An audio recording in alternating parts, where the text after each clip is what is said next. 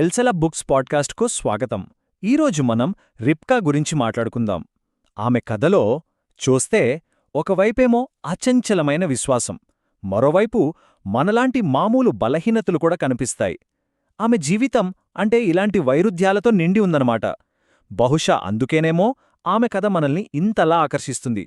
మరి రిబ్కా కథను మనం ఈ ప్రశ్నతో మొదలుపెడదాం. ఆలోచించండి, ఒకే ఒక్క సంఘటన, ఒక బావి దగ్గర తీసుకున్న ఒకే ఒక్క నిర్ణయం ఆమె జీవితాన్ని మొత్తం ఎలా మార్చేసిందో చూద్దాం. ఈ ప్రశ్న ఆమె కథలోకి వెళ్లడానికి కరెక్ట్ పాయింట్ కదూ?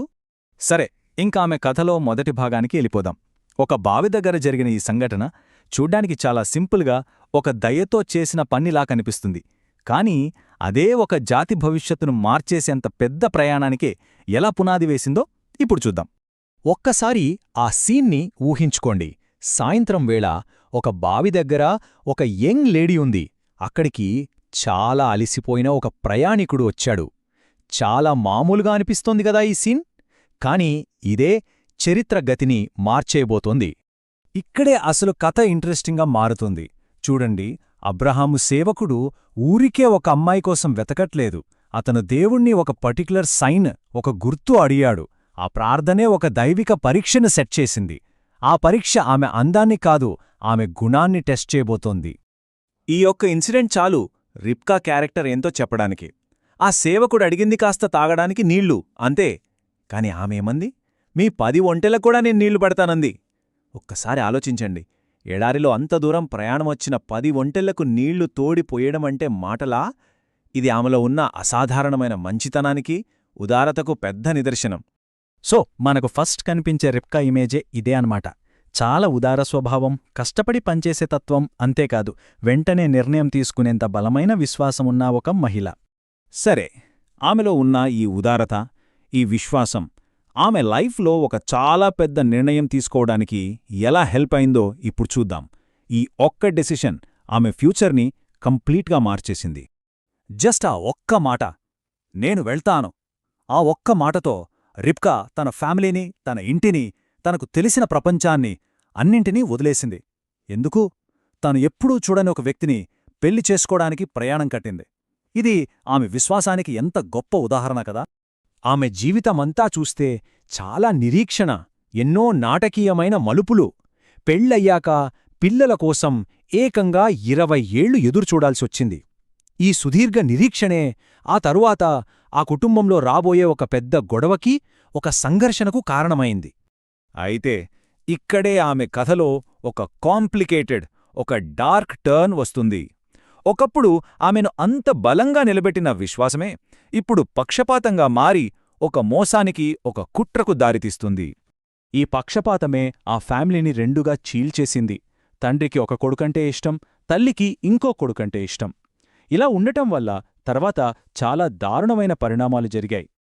ఇదే ఆమె క్యారెక్టర్లో మనకర్థం కాని విషయం.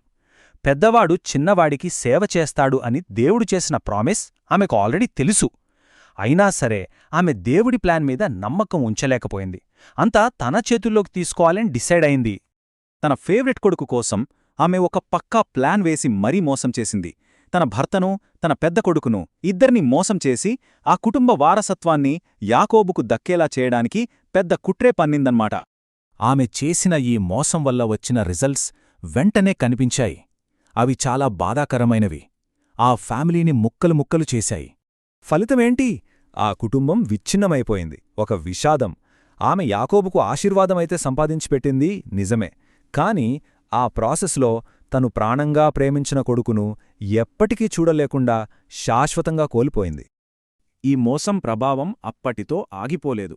దాని లాంగ్ టర్మ్ ఎఫెక్ట్ ఎంత దారుణంగా ఉందో చూడండి.